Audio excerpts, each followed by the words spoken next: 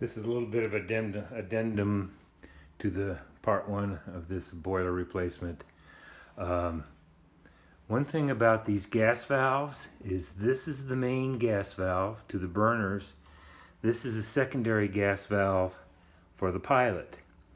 So when you used to light these old things, you had to turn the main gas valve off, turn the pilot off, and you wait 5 minutes or whatever. Then you can turn the pilot back on, light the pilot before you open the main gas valve. This device, let's see if it's a long rod with some cordage on it. Actually, it's a hose, and that used to connect here.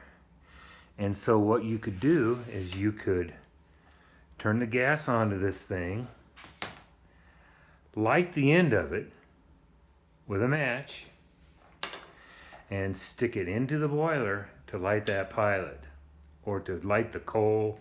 No, this is probably not coal when they had gas, but that's how you would light the pilot to avoid sticking your hand in that big old combustion chamber. So that I capped off years ago. You can see where it's capped off.